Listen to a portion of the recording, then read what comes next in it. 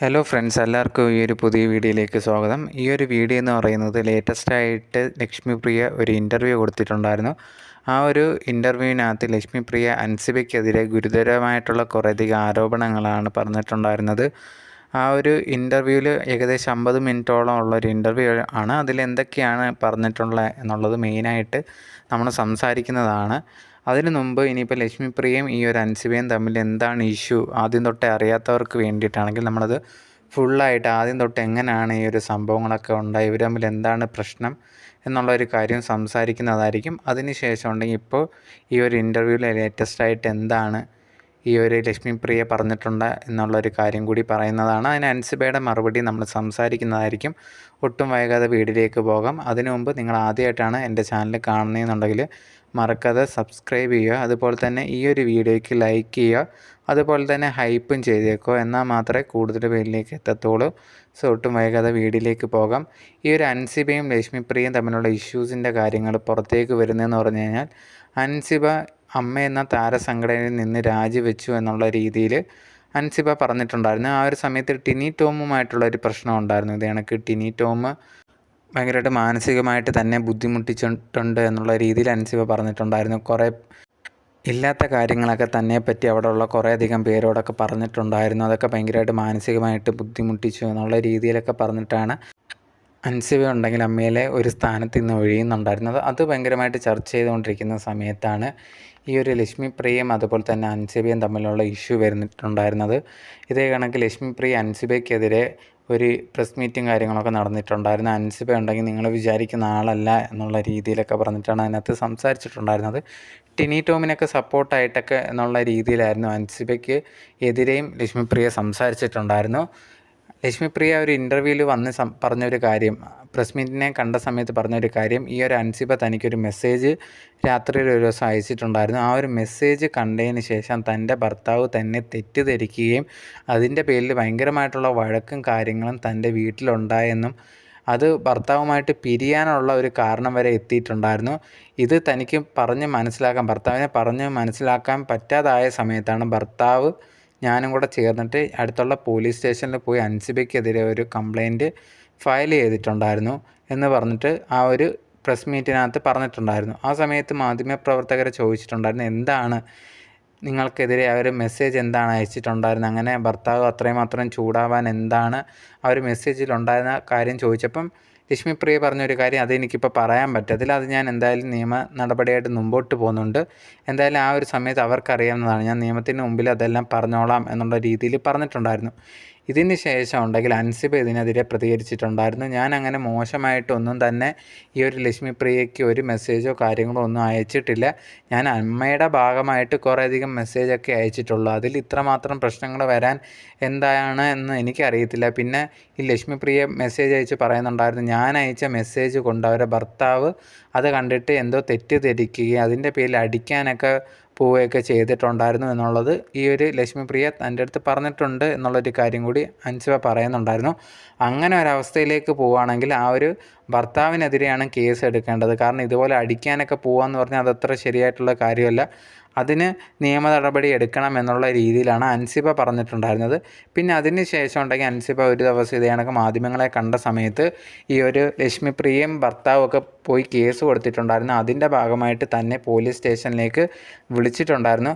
അവിടെ ചെന്ന സമയത്ത് ഇതേ കണക്ക് പോലീസിലുള്ള മെയിനായിട്ടുള്ള കുറച്ച് ഉദ്യോഗസ്ഥരും ഈ ഒരു ലക്ഷ്മിപ്രിയയുടെയും ഭർത്താവിൻ്റെയും കൂടെ നിന്നുകൊണ്ട് തന്നെ ഭയങ്കരമായിട്ട് മാനസികമായിട്ട് ബുദ്ധിമുട്ടിച്ചു എന്നുള്ളൊരു കാര്യം, ഭയങ്കരമായിട്ട് വിഷമിച്ചുകൊണ്ടാണ് അവിടുന്ന് ഇറങ്ങിപ്പോവേണ്ടി വന്നത് എന്നുള്ളൊരു കാര്യം കൂടിയാണ് അൻസിബ പറഞ്ഞിട്ടുണ്ടായിരുന്നത്. അവിടെ വെച്ച് എന്തൊക്കെയാണ് നടന്നത് എന്നുള്ളൊരു കാര്യം ആ സമയത്ത് അൻസിബ പറഞ്ഞിട്ടുണ്ടായിരുന്നില്ല. അതിനെക്കുറിച്ചെല്ലാം ഞാൻ സംസാരിക്കുന്നതായിരിക്കും. ഇപ്പം അമ്മയിലെ മറ്റൊരു ടിനി ടോമിൻ്റെയും മറ്റംഗങ്ങളുടെയൊക്കെ കുറേയധികം പ്രശ്നങ്ങൾ നടക്കുന്നുണ്ടായിരുന്നു. അത് സംസാരിച്ചുകൊണ്ട് ഇരിക്കുന്നതുകൊണ്ട് ഇതിപ്പം അതിനെക്കുറിച്ച് പിന്നെ സംസാരിക്കുന്നതായിരിക്കും എന്നുള്ള രീതിയിൽ അൻസിബ പറഞ്ഞിട്ടുണ്ടായിരുന്നു. എന്തായാലും ആ ഒരു ഇഷ്യൂസൊക്കെ ഇങ്ങനെ നടന്നുകൊണ്ടിരിക്കുമ്പോൾ തന്നെ ഈ ഒരു അൻസിബയും ലക്ഷ്മിപ്രിയയും തമ്മിലുള്ള പ്രശ്നങ്ങൾ അങ്ങോട്ടും ഇങ്ങോട്ടും നടക്കുന്നുണ്ടായിരുന്നു. ഇവർ തമ്മിൽ എന്താണ് യഥാർത്ഥ ആ മെസ്സേജ് എന്തുവാണെന്ന് പലരും അന്വേഷിക്കുന്നുണ്ടായിരുന്നു. പക്ഷേ ലക്ഷ്മിപ്രിയയോ അൻസിബയോ ഒന്നും തന്നെ അത് തുറന്ന് പറയാൻ റെഡി ആയിട്ടുണ്ടായിരുന്നില്ല. അതിനുശേഷമാണ് അൻസിബ ലേറ്റസ്റ്റായിട്ട് ഇപ്പം അമ്മയെന്നുണ്ടെങ്കിൽ കുറേയധികം ശ്വേതമേനോൻ പ്രസിഡൻറ്റ് സ്ഥാനത്ത് നിന്നൊക്കെ പുറത്തായതിന് ശേഷമൊക്കെ കുറേയധികം ഇൻ്റർവ്യൂസും കാര്യങ്ങളും കൊടുത്തിട്ടുണ്ടായിരുന്നു. അതിനകത്ത് ആ ഒരു അമ്മയിൽ നടക്കുന്ന കുറേയധികം കള്ളത്തരങ്ങളെക്കുറിച്ചൊക്കെ പുറത്ത് പറഞ്ഞിട്ടുണ്ടായിരുന്നു. അതേ കൂട്ടത്തിൽ തന്നെ ലക്ഷ്മിപ്രിയയുടെ കാര്യം ചോദിച്ചിട്ടുണ്ടായിരുന്നു, എന്താണ് സംഭവം എന്നുള്ള രീതിയിൽ.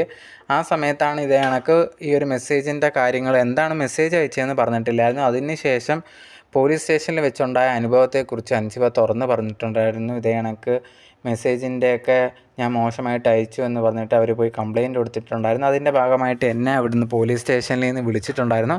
ഞാൻ അവിടെ പോയിട്ടുണ്ടായിരുന്നു. എൻ്റെ ഒരു മാധ്യമ പ്രവർത്തകനായിട്ടുള്ള ഫ്രണ്ടുമായിട്ടാണ് ഞാൻ അവിടെ ചെന്നിട്ടുണ്ടായിരുന്നത്. അവിടെ ചെന്ന് ഞാൻ അകത്ത് കയറിയ സമയത്ത് ഈ ഒരു പോലീസ് പോലീസുകാരനുണ്ടെങ്കിൽ ഈ ഒരു ലക്ഷ്മിപ്രിയയും ഭർത്താവിൻ്റെ കൂടെ നിന്ന് തന്നെ ഭയങ്കരമായിട്ട് ചോദ്യം ചെയ്യലും കാര്യങ്ങളൊക്കെ ആയിരുന്നു. എന്നിട്ട് അവസാനം പറയുകയൊക്കെ ഉണ്ടായി, ഇതേ കണക്ക് ഞാൻ പറഞ്ഞത് തെറ്റായിപ്പോയി എന്നുള്ള രീതിയിൽ അതിന് മാപ്പ് പറയുന്നു എന്നുള്ള രീതിയിൽ എഴുതി കൊടുക്കണം എന്നുള്ള രീതിയിലൊക്കെ പറഞ്ഞ് തന്നെ കൊണ്ട് എഴുതി കൊടുപ്പിച്ചിട്ടുണ്ടായിരുന്നു. എന്നിട്ട് സൈൻ വരെ ചെയ്യിപ്പിച്ചിട്ടുണ്ടായിരുന്നു.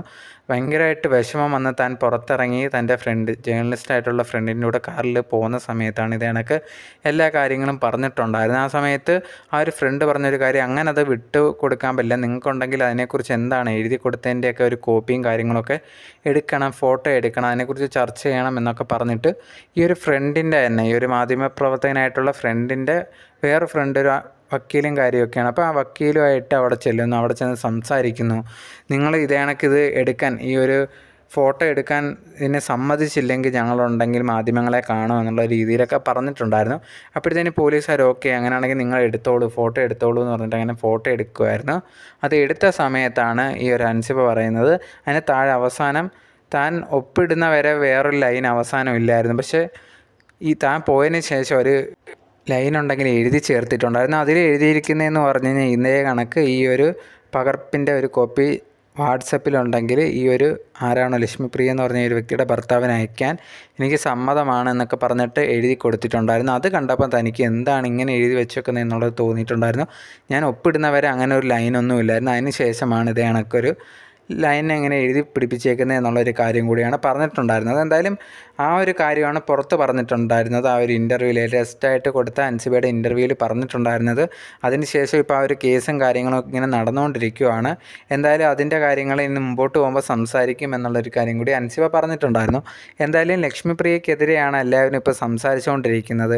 ഈ ഒരു അൻസിബയ്ക്ക് വലിയ സപ്പോർട്ടൊക്കെ പുറത്തുണ്ട്. കുറേയധികം പേര് ഈ ലക്ഷ്മിപ്രിയക്കെതിരെ കമൻസും കാര്യങ്ങളൊക്കെ ഇടുന്നുണ്ടായിരുന്നു. എന്തായാലും ഇപ്പോൾ ലേറ്റസ്റ്റായിട്ട് എന്താണ് ലക്ഷ്മിപ്രിയ ഇൻ്റർവ്യൂവിൽ പറഞ്ഞ കാര്യങ്ങളെന്ന് പറഞ്ഞാൽ, ലക്ഷ്മിപ്രിയ അടുത്ത് ചോദിക്കുന്നുണ്ട് അൻസിബയായിട്ട് ഈ ഒരു പ്രശ്നം ഉണ്ടാവാനുള്ള മെയിൻ കാരണം എന്താണ്, അൻസിബ ഉണ്ടെങ്കിൽ എന്തുകൊണ്ട് തനിക്കെതിരെ ഇങ്ങനെയൊക്കെ സംസാരിക്കുന്നു എന്നുള്ള രീതി ചോദിക്കുമ്പോഴത്തേന് പറയുന്നൊരു കാര്യം എന്ന് പറഞ്ഞാൽ, ഇത് ഞങ്ങൾ നല്ല രീതിയിലായിരുന്നു ഒരു സമയത്തുണ്ടായിരുന്നത്. ഇപ്പം ലേറ്റസ്റ്റ് എന്ന് പറഞ്ഞാൽ കഴിഞ്ഞ ഓണത്തിനുണ്ടെങ്കിൽ ഞങ്ങളൊരു സിനിമയിൽ വർക്ക് ചെയ്യുന്നുണ്ടായിരുന്നു. തിരുവനന്തപുരത്തായിരുന്നു ഷൂട്ട്. ഞങ്ങൾ രണ്ടുപേരും വർക്ക് ചെയ്ത ഒരു സിനിമയാണ്. നൈറ്റ് ഷൂട്ടും കാര്യങ്ങളൊക്കെ ആയിരുന്നു. അത് ആ സമയത്ത് ഞങ്ങളുണ്ടെങ്കിൽ ഒരു കോംബോ ആയിട്ടുള്ള റൂം പോലെയാണ് അവിടെ ഞങ്ങൾക്ക് കിട്ടിയിട്ടുണ്ടായിരുന്നത്. അടുത്തടുത്തൊരു അപ്പാർട്ട്മെൻറ്റ് ടൈപ്പാണ് കിട്ടിയിട്ടുണ്ടായിരുന്നത്. അവിടെ ആയിരുന്നു ഒരുമിച്ചുണ്ടായിരുന്നത്. അങ്ങനെ ഇരിക്കുന്ന സമയത്തുണ്ടെങ്കിൽ ചില ദിവസം ഈ നൈറ്റ് ഷൂട്ടും കാര്യങ്ങളൊക്കെ ആകുമ്പോൾ രാവിലെ ഞങ്ങൾ കറങ്ങാനൊക്കെ പോകുമായിരുന്നു. സിനിമയൊക്കെ ഒരുമിച്ച് കണ്ടിട്ടുണ്ടായിരുന്നു.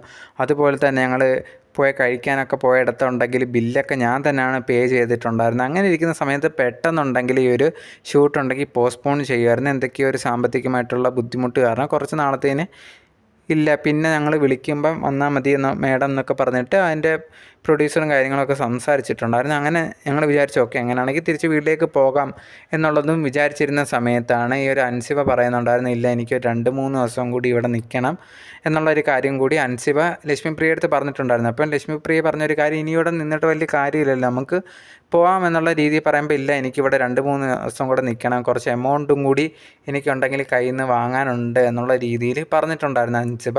ആ സമയത്ത് ലക്ഷ്മിപ്രിയ പറയുന്നുണ്ടായിരുന്നു, അങ്ങനെയാണെങ്കിൽ ഞാൻ തരാം മോളെ, എൻ്റെ വീട്ടിൽ വാ, ഞാൻ തരാം എന്നുള്ള രീതിയിലും ഈ ഒരു ലക്ഷ്മിപ്രിയ പറയുന്നുണ്ടായിരുന്നു. അപ്പോൾ അൻസിബ പറഞ്ഞ് വേണ്ട, ഇപ്പം എനിക്ക് വേണ്ട, ഞാൻ ഇവിടുന്ന് തന്നെ വാങ്ങിച്ചോളാം എന്നുള്ള രീതിയിൽ പറഞ്ഞിട്ടുണ്ടായിരുന്നു. എന്തായാലും ലക്ഷ്മിപ്രിയ വിചാരിച്ചു ഓക്കെ, അങ്ങനെയാണെങ്കിൽ ഈ കുട്ടി അവിടെ തന്നെ നിന്നോട്ടെ എന്നുള്ള രീതി വിചാരിച്ച് പിറ്റേന്നുണ്ടെങ്കിൽ വെളുപ്പിന് രാത്രി ട്രെയിൻ ഉണ്ടെങ്കിൽ ട്രെയിൻ ബുക്ക് ചെയ്തിട്ടുണ്ടായിരുന്നത്.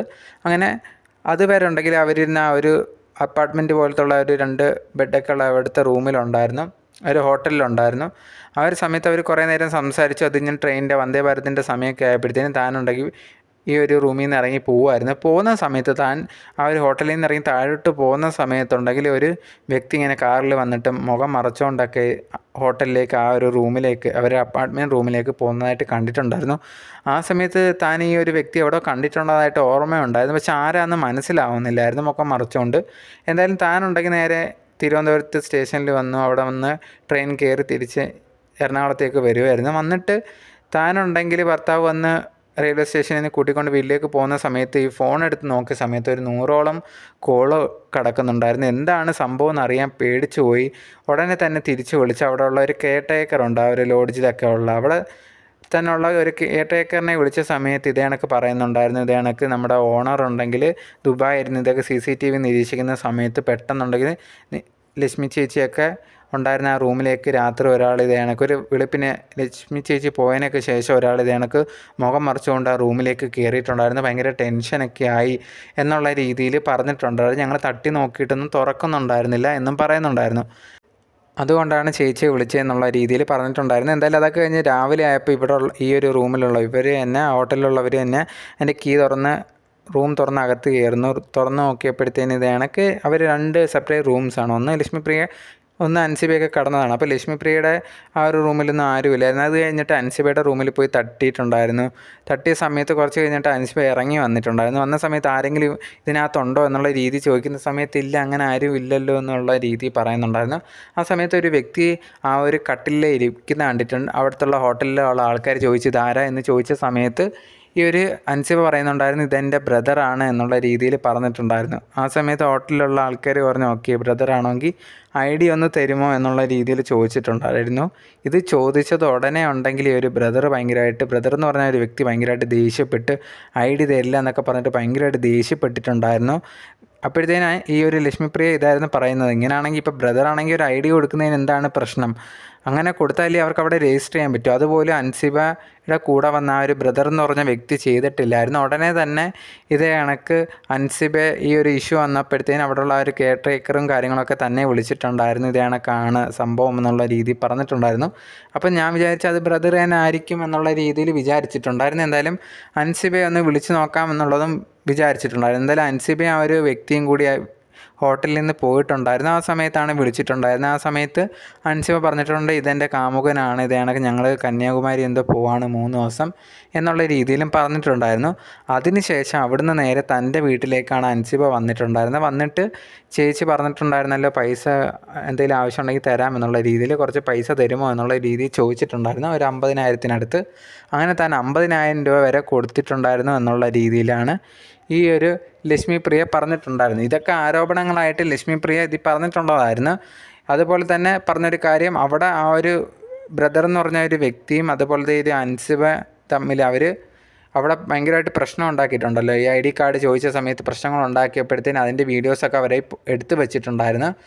അതൊക്കെ ഞാൻ വിചാരിച്ചാൽ ഇപ്പം പുറത്ത് വരുന്ന കാര്യങ്ങളേ ഉള്ളൂ. അപ്പോഴത്തേനും അൻസിബ ഉണ്ടെങ്കിൽ ഇത് പല കാര്യം ഞങ്ങളൊക്കെ ഓരോ തെറ്റുകളൊക്കെ ചെയ്തു എന്ന് പറയുന്നുണ്ട്. പക്ഷേ അൻസിബ ചെയ്ത തെറ്റുകളൊന്നും വെളിയിലൊന്നും ആരും പറയുന്നതൊന്നുമില്ല. പക്ഷേ അവിടെ ഉള്ളവർക്ക് മാത്രമേ അറിയത്തുള്ളൂ എന്തുമാത്രം തെറ്റുകളുണ്ട് എന്നുള്ള കാര്യം. പിന്നെ ഈ ഒരു ശ്വേതാ മേനോൻ ഇതിനെപ്പറ്റി അറിഞ്ഞ സമയത്ത് ഇത് പേഴ്സണലായിട്ടുള്ള കാര്യമായതുകൊണ്ട്, അൻസിബയുടെ പേഴ്സണൽ കാര്യമായതുകൊണ്ട് ഇത് പുറത്ത് പറയേണ്ട എന്നുള്ള രീതി വെച്ചിട്ടുള്ളതാണ്. അപ്പം അങ്ങനെയുള്ളവരെയൊക്കെയാണ് ഇപ്പോൾ അൻസിബ എതിർത്തുകൊണ്ടിരിക്കുന്നത്. അതിൻ്റെ കൂടെ തന്നെ ഒരു ഇൻ്റർവ്യൂവർ ചോദിക്കുന്നുണ്ടായിരുന്നു എന്തോ മെസ്സേജ് അയച്ചെന്നോ പറഞ്ഞിട്ടുണ്ടായിരുന്നല്ലോ, നിങ്ങളിപ്പോൾ കേസിന് പോയിട്ടുണ്ടായിരുന്നു. അപ്പം അതെന്താണ് കാര്യം, എന്താണ് മെസ്സേജ് അയച്ചതെന്നുള്ള രീതി ചോദിച്ച സമയത്ത് ആ ഒരു ഇൻ്റർവ്യൂവിൽ തുറന്ന് പറയുന്നുണ്ടായിരുന്നു എന്താണ് മെസ്സേജ് എന്നുള്ളൊരു കാര്യം. ഈ ഒരു ലക്ഷ്മിപ്രിയ പറഞ്ഞൊരു കാര്യം ഇത് കണക്ക് തനിക്ക് ഒരു മെസ്സേജ് അയച്ചതെന്ന് പറഞ്ഞു കഴിഞ്ഞാൽ ദുബായിൽ ചേച്ചി ഇത് കണക്ക് പോയിട്ടുണ്ടായിരുന്നല്ലോ ഈ അടുത്തിടയ്ക്ക്. അപ്പോൾ എൻ്റെ ഒരു ഫ്രണ്ട് പറഞ്ഞു ചേച്ചിയുടെ ഒരു ഫോട്ടോ ഞാൻ കണ്ടിട്ടുണ്ടായിരുന്നല്ലോ എന്നുള്ള രീതിയിൽ പറഞ്ഞിട്ടുണ്ടായിരുന്നു. അപ്പോൾ അതിനെക്കുറിച്ചാണ് ഞാൻ മെസ്സേജ് അയച്ചത്, അതേക്കുറിച്ചാണ് ഈ ഒരു അൻസിബ തനിക്ക് മെസ്സേജ് അയച്ചത് എന്നുള്ള രീതിയിലാണ് പറഞ്ഞിട്ടുണ്ടായിരുന്നത്. ഇത് കണ്ടപ്പോൾ ഹസ്ബൻഡിന് ഭയങ്കരമായിട്ട് എന്താണ് ഇങ്ങനെയൊക്കെ മെസ്സേജ് അയക്കുന്നത്, എന്തൊരു ഫോട്ടോ എന്നുള്ള രീതിയിലൊക്കെ ഭയങ്കരമായിട്ട് നമുക്കിടയിൽ തന്നെ ഒരു ബുദ്ധിമുട്ടുണ്ടാവുകയും ചെയ്തിട്ടുണ്ടായിരുന്നു. അതിൻ്റെ പേരിലാണ് താൻ കേസ് കൊടുത്തത് എന്നുള്ള രീതിയിലാണ് ഈ ഒരു ലക്ഷ്മിപ്രിയ പറഞ്ഞിട്ടുണ്ടായിരുന്നത്. എന്തായാലും ഈ ഒരു കാര്യം പറഞ്ഞതോടെ കുറേയധികം പേര് ആ ഒരു വീഡിയോയുടെ താഴെ ഇൻ്റർവ്യൂവിൻ്റെ താഴെ വന്നിട്ട് നിങ്ങൾ എന്താണ് ഈ പറയുന്നത്, ഒരു ഫോട്ടോ ഇങ്ങനെ കണ്ടു എന്ന് ദുബായിലുണ്ടായിരുന്ന ഒരു ഫോട്ടോ കണ്ടു അതിനെക്കുറിച്ച് ചോദിച്ചതിനെക്കുറിച്ചാണോ ഇത്രയും വലിയ പ്രശ്നമായതും കേസ് കൊടുത്തതും ഭർത്താവ് ഇത്ര സംശയം ഒക്കെ വന്നു എന്ന് പറയുന്നത്, എന്താണ് ലക്ഷ്മിപ്രിയ എന്നൊക്കെ ചോദിച്ചിട്ട് കുറേയധികം പേര് കമൻസൊക്കെ ഇടുന്നുണ്ടായിരുന്നു. എന്തായാലും രണ്ടുപേരും കേസുമായിട്ട് മുമ്പോട്ട് പോയേക്കുവാണ്. ബാക്കി കാര്യങ്ങൾ ഇനിയിപ്പോൾ എന്താണ് നടക്കാൻ പോകുന്നതെന്ന് അതിൻ്റെയൊക്കെ വിധി വന്നാൽ മാത്രമേ അറിയത്തുള്ളൂ. രണ്ടുപേരും അങ്ങോട്ടും ഇങ്ങോട്ടും വിട്ടുകൊടുക്കാതെയാണ് പൊരുതാൻ പോകുന്നത്.